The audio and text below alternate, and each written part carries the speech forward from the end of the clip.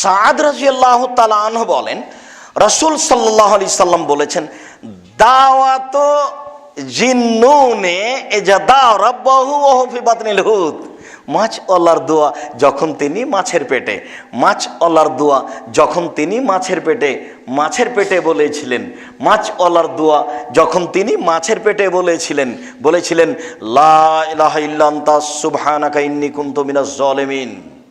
এরপর আল্লাহ রাসূল বলছেন, মামিন রাজুলিন দাবিহি ফি শাইইন, পৃথিবীর যে কোনো ব্যাপারে, যে কোনো সমস্যায় কোনো পুরুষ নারী যদি এইটা দিয়ে আমাকে তার বিপদ থেকে বাঁচতে চায়, আমি আল্লাহ তাকে বিপদ থেকে রক্ষা করব।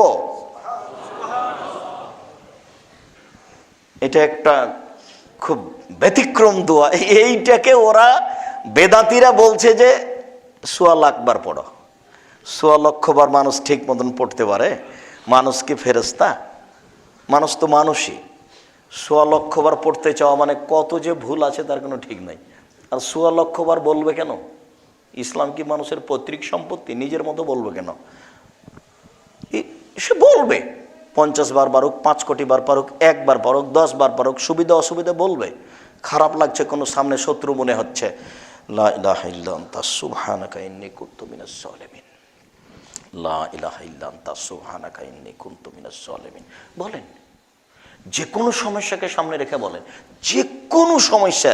আল্লাহ রাসূল বলছেন মিন শাইইন, যে কোনো ব্যাপার, ফি শাইইন, যে কোনো ব্যাপারে, ছোট থেকে ছোট, বড় থেকে বড়, আপনি সামনে রেখে, বিপদকে সামনে রেখে এইটা আপনি পড়েন। রাসূল সাল্লাল্লাহু আলাইহি ওয়াসাল্লাম বলেছেন আল্লাহ আপনাকে বাঁচাবেন।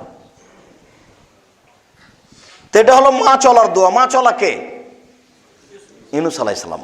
এটা হলো মা চলার দোয়া। উনিও বিপদে পড়েছেন, উনি মাছে খেয়ে নিয়েছে, এখন তো উনি বিপদে আছেন।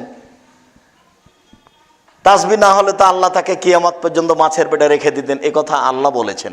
তবে কতদিন মাছের পেটে ছিলেন এই কথা আল্লাহ রাসূল বলেননি। এটা মানুষে বলছে যে ৪০ দিন ছিলেন, ৪০ মাস ছিলেন, কি ছিলেন। তবে যেখানে তাকে নামিয়ে দেওয়া হয়েছে সেখানে একটা লাউ গাছ হয়েছিল। লাউ গাছে মাছি বসে না, এটাই ঠিক। আল্লাহ রহম করো। সম্মানিত মসজিদের মুসল্লি, আমরা আপনাদের কাছে আন্তরিকভাবে দোয়া প্রার্থনার কথা বলছিলাম।